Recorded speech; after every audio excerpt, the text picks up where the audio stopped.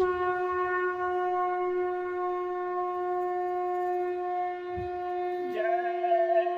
गुरुदेव। जय गुरुदेव।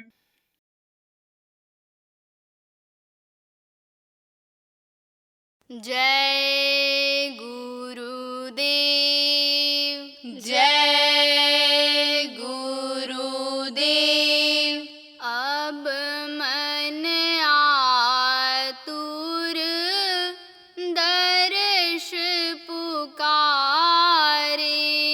अब मन आतुर दर्श पुकारे। कल नहीं पकड़े धीर न धारे। कल नहीं पकड़े धीर न धारे। अब मन आतुर दर्श पुकारे। अब मन आतुर दर्श पुकारे। दम दम छीन छीन दर्द दीवानी। दम दम छीन छीन दर्द दीवानी। सो न जागूं अन्न न पानी। सो न जागूं अन्न न पानी।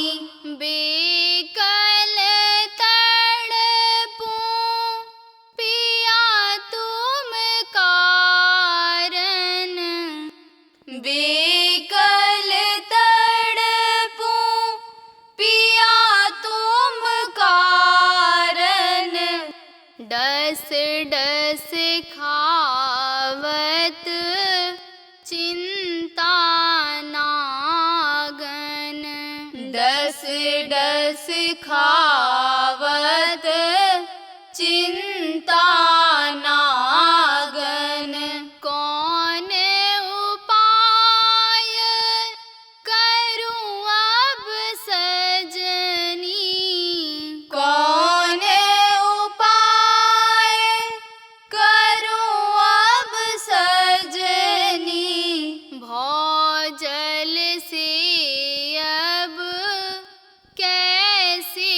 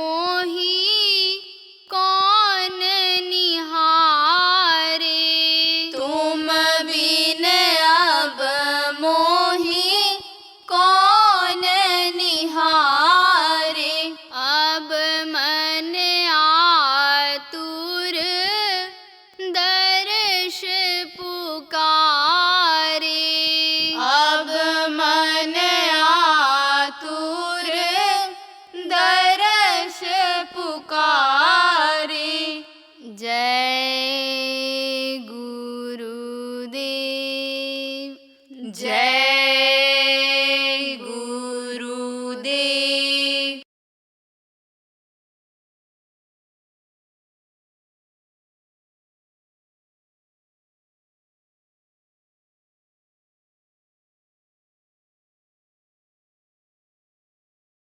देखो,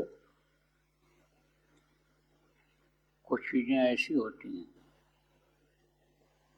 जो याद रखने लायक होती हैं,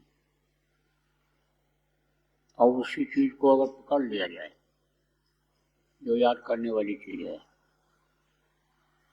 तो वो आखिरी वक्त तक याद रहता है, मरने के पहले तक याद रहता है। और ये जो जरूरी होता है, ये जानकारी हो जाए कि भाई हमारे मरने के बाद भी ये चीज अगर याद रखी जाए तो हमारे काम आएगी, तो मरने के बाद भी वो काम आती है। यहाँ का जो उपदेश होता है वो वहाँ भी काम आता है अगर याद रखा जाए। हम आप संत मत के आदमी हैं, संत मत को समझते हैं। संत मत गूढ़ मत है और सबसे बड़ा मत है इस समय पर, जिसको बाला मत आला मत कहा गया। लेकिन पूरा तो नहीं समझ पाए, थोड़ा बहुत समझ में आया है, और अगर ज्यादा भी समझने की कोशिश करेंगे तो समझ में भी आ जाएगा। लेकिन उसके लिए सुनने से नहीं, करने से समझ में आएगा, करना पड़ेगा। तो जो अभी अपने लोगों ने सुमिरन ध्यान भजन किया, इसको अगर करते रहेंगे तो अंतर का भी रहस्य समझ में आ जाएगा। और अंतर का रहस्य जब समझ में आएगा तब संत और गुरु की पहचान जो अभी बाहरी आंखों से नहीं हो पाती है, वो अंतर में हो जाएगी। और अंतर में जब हो जाएगी तो पूरा विश्वास हो जाएगा। तो गुरु के एक एक वचन को हमेशा हम आप पालन करने के लिए ही अन्य समझो कि लगे रहेंगे।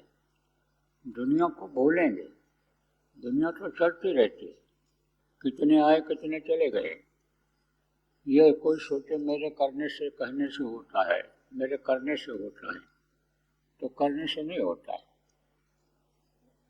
निमित्त मात्र आदमी बनता है, निमित्त से ये सब होता है।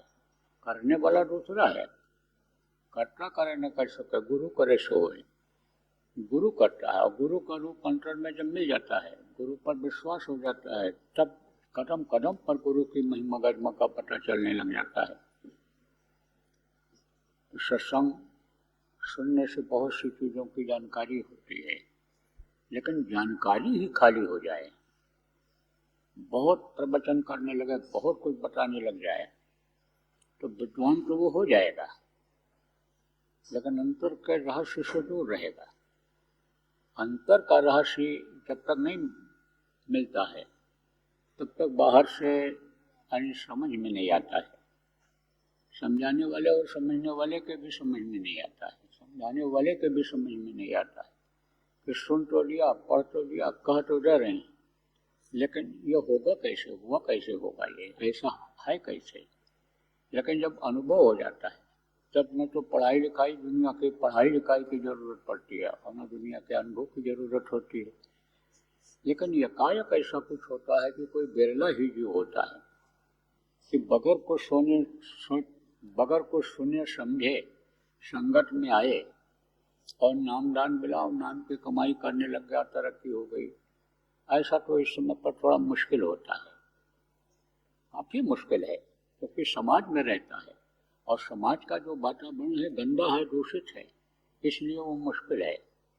तो सत्संग भी सुनना चाहिए और सत्संग के वचनों का पालन करना चाहिए। यानी जो बार बार ये बात कही जाती है कि भजन ध्यान सुमिरन में मन लगाओ, प्रभु से प्रेम करो, उसी तरह से प्रेम करो जैसे जन्म लेने से पहले प्रेम था। ऐसे ही इस समय भी जब जन्म ले लिया, मनुष्य शरीर मिल गया, तो उससे प्रेम करो, उससे मिलने की इच्छा करो। और जब ये इच्छा बन जाएगी, कोशिश हो जाएगी, तो वही प्रेम मरने के बाद भी अगर बना रहा, तो फिर कम से कम एक बार मौका मिल जाएगा मनुष्य शरीर पाने का। और वो संस्कार जो बने रहेंगे उसके अंदर, मनुष्य के अंदर, उससे वक्त के गुरु, वक्त के समर्थ संत मिल जाएंगे। तो आपको मैंने जैसे अभी बताया कि वचन अगर पकड़ लिया जाए तो उसी से काम बन जाता है। अब वचन पकड़ने वाला एक दृष्टांत आपको सुनाते हैं। एक था सूदखोर। सूदखोर जानते हो? रुपया दे करके उसका ब्याज लेते हैं। तो परमार्थी को तो ब्याज नहीं लेना चाहिए। देखो, इस्लाम में ममानियत है। इस्लाम धर्म के जो लोग हैं वो सूद का पैसा नहीं खाते हैं। कहा भी गया है संत मत में कि ब्याज घूस पर नाज। आप ये समझो, जो चाहे दीदार को देते बस निवाय। चोरी, जुआ, मुखबरी, समझ रहे होगे तीनों चीज। चोरी, जुआ और मुखबरी में मतलब बता करके फंसा देना। जान चली जाए उसकी बताने में मुखबर होते हैं, रखते हैं ये लोग मुखबर। तो चोरी, जुआ, मुखबरी और ब्याज वो उस पर ना आए। और जो चाहे दीदार को देते बस निवाय। तो सूदखोर को दया नहीं रहती है। जिसका मन पैसे में ही लग जाता है, वो कितना भी कोई गिड़गिड़ाता रहे, लेकिन पैसा लेकर ही दम लेगा। कितना भी हाथ पैर जोड़ता रहे, तो नहीं है मालिक, माफ कर दो, दया कर दो, कुछ नहीं। देखो, ये जल्लाद जो लोभी होते हैं, पैसे मार मार करके वसूलते हैं। चोर डकैत मार के वसूलते हैं, अपहरण करने वाले मार मार करके वसूलते हैं। कोई दया की है? ये नहीं सोचते हैं कि इधर आएगा उधर चला जाएगा। ये लक्ष्मी अच्छी जगह पर ही रुकती हैं, अच्छा काम करने वाले के पास ही रुकती हैं। दिल दुखा करके लाने वाले के पास नहीं रुकती हैं। हाय हत्या लगी रहती है, लेकिन आदत बन गई, आदत बन गई। अब आप ये समझो कि एक सत्संगी थे बहुत पहले, तो गुरु महाराज का सत्संग सुनते थे। तो नौकरी में थे, उससे पहले रिश्वत लेते थे। तो गुरु महाराज ने टाट पहना दिया, तो टाट भी उन्होंने पहन दिया। तो एक बार अपने गांव हमको अपनी बाइक पर बैठा कर मोटरसाइकिल पर ले जा रहे थे कार्यक्रम कराने के लिए। तो अपनी बात अपने मुँह से ही सब कहने लग गए। मैं तो पीता भी था, खाता भी था, घूस भी लेता था। और वो जो है गुरु महाराज के पास आया, तब से जो है वो सब छोड़ दिया। अब तो खाली जो है वो तेल का पैसा लेता हूँ। तो हमने कहा, तेल का पैसा क्या? बोले, कहता हूँ भाई मैंने तो घूस लेना बंद कर दिया, अब और कुछ नहीं लेंगे। हमारी जो ये मोटरसाइकिल जो तेल पड़ता है उसका दे दो।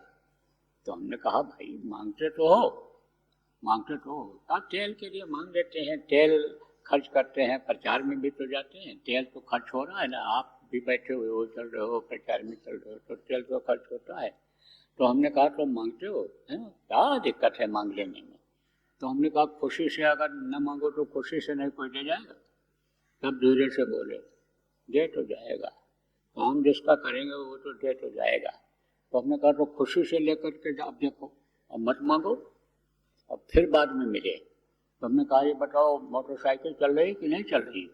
बोले चल रही। तो हमने कहा, आप तो मांगते तो नहीं मांगते, अब तो ज़्यादा मिलता है और ज़्यादा मिलता है, ज़्यादा दे जाते हैं और खर्च कर देता हूँ सब, बच्चों पर नहीं खर्च करता हूँ। तो कहने का मतलब एक आदत बन जाती है आदमी की।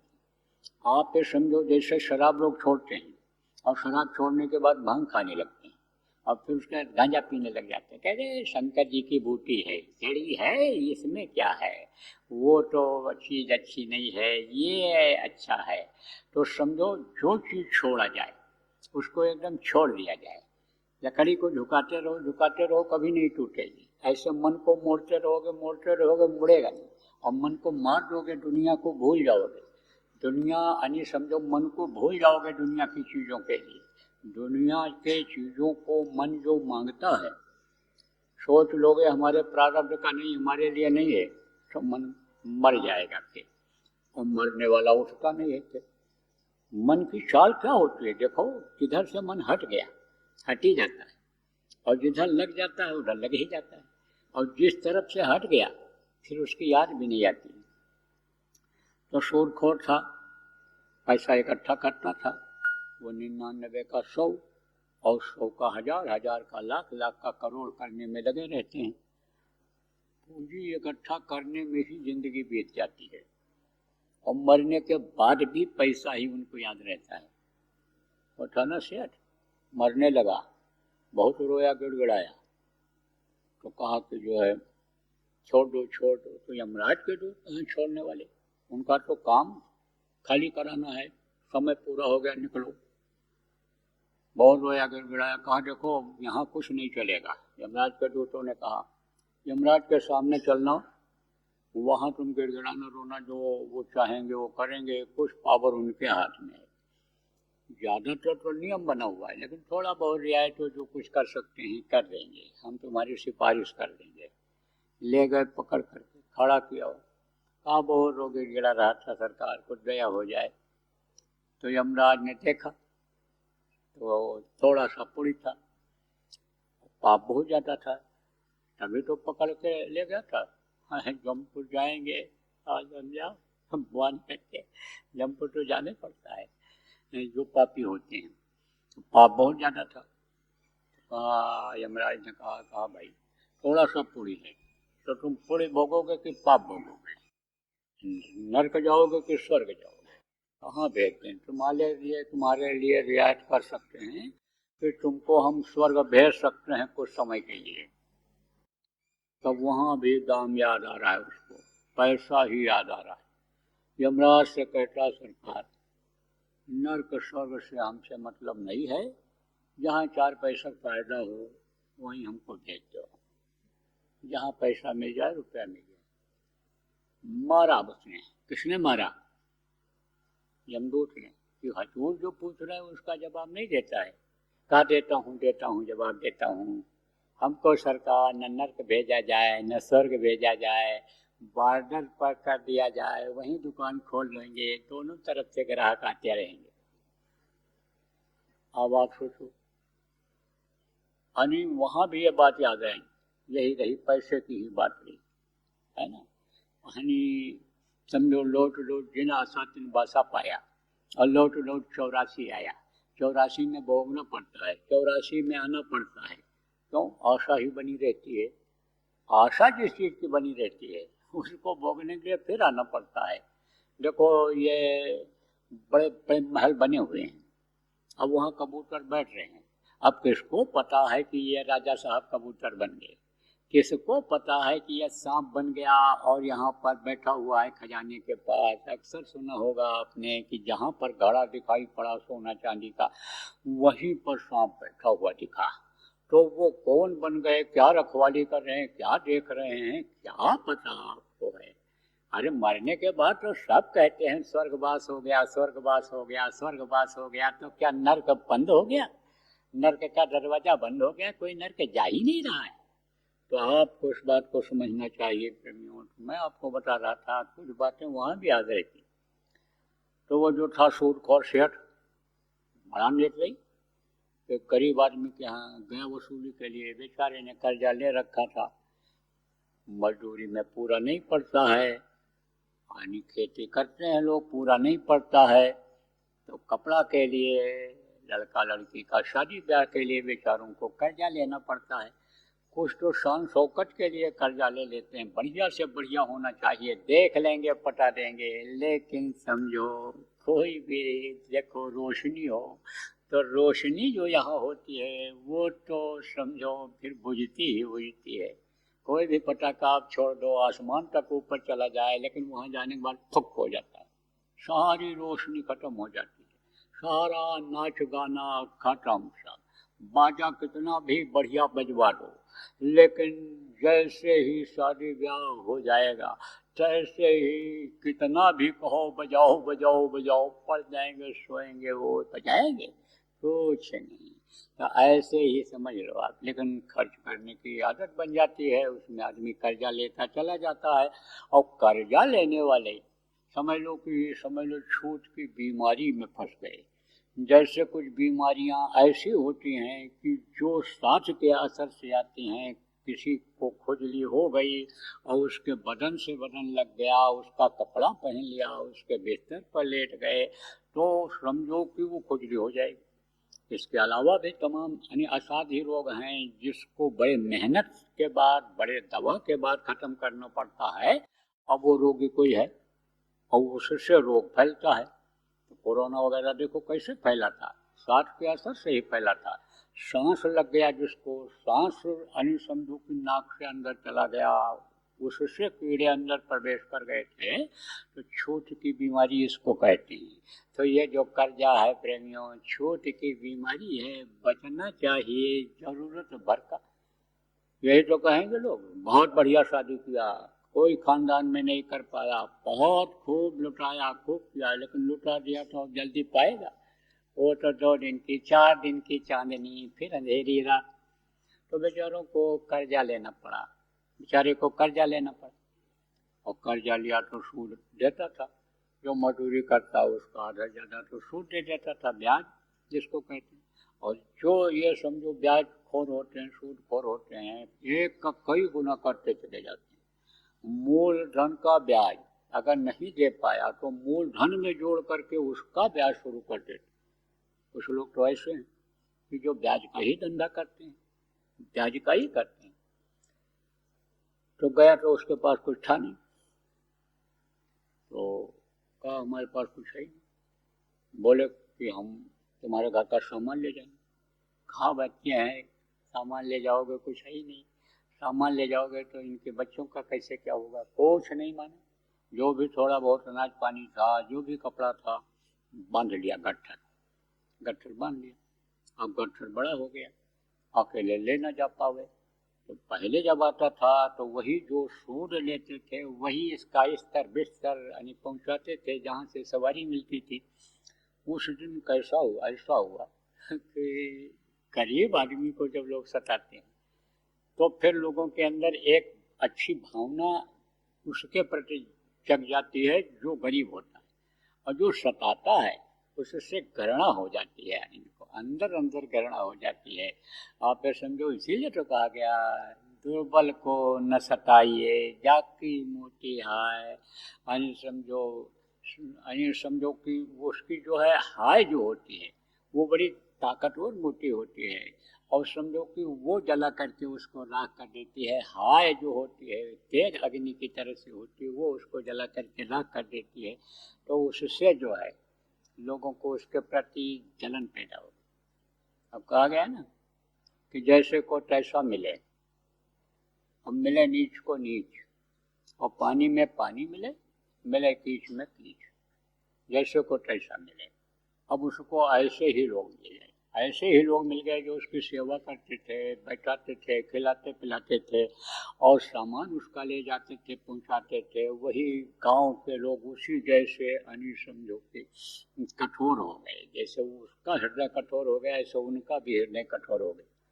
तो जो शरीफ आदमी थे वो तो खिसक गए बात कि हमसे न कहा है कि चलो, और जो दुष्ट लोग जो थोड़ा चंचल स्वभाव के थे, तेज थे, वो बोल के भी गए अब इससे कोई बात ना करो, चलो सब लोग चलो इसको अपना सब सामान ले जाने दो, आज कोई मदद नहीं की जाएगी।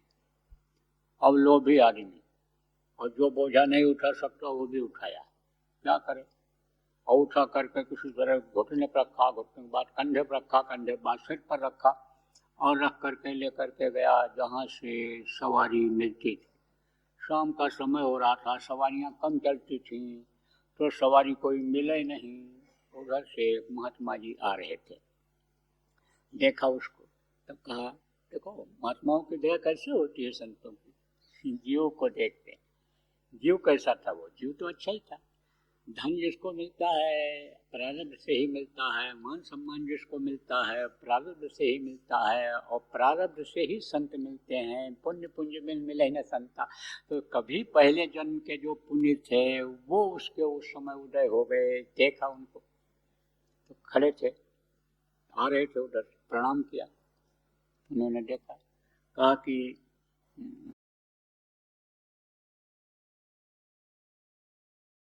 अगर ध्यान नहीं दोगे आप लोग, तो आज आपको बता के जा रहा हूँ यहाँ हाथिन आने समय लो कन्नौज जिला के इस स्थान पर, कि अगर लोग ध्यान नहीं देंगे तो कुछ समय के बाद यही नौजवान देश के 50% यानी 100 में 50 नौजवान ये पागलों जैसे दिखेंगे, नशे की आदत में पड़े दिखेंगे इधर उधर। दुर्घटनाएं बढ़ती चली जाएंगी, अकाल मृत्यु में चले जाएंगे, ये प्रेत योनियों में चले जाएंगे। पेट बड़ा होता, मुंह पतला होता है, कभी पेट ही नहीं भरता है, परेशान रहते हैं, दूसरों को भी परेशान करते रहते हैं। तो जब यही बच्चे आएंगे, आपको ही लग जाएंगे प्रेत योनि में जो चले जाएंगे, तो चैन की रोटी खा पाओगे कि कुछ कर पाओगे? इसलिए ध्यान देने की जरूरत है। जय गुरुदेव। सरकारी व गैर सरकारी अनुदान के लिए बिना सत्संगियों के सहयोग द्वारा जनहित के कार्यों में लगी हुई बाबा जय गुरुदेव धर्म विकास संस्था का मुख्यालय पिंगलेश्वर रेलवे स्टेशन के सामने मक्सी रोड, उज्जैन, मध्य प्रदेश में है। यहाँ पर सत्संग व नामदान का कार्यक्रम होता रहता है।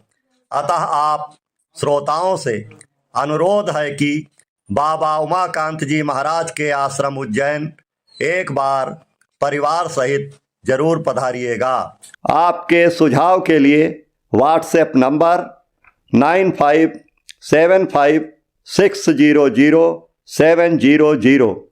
जय गुरुदेव, जय गुरुदेव।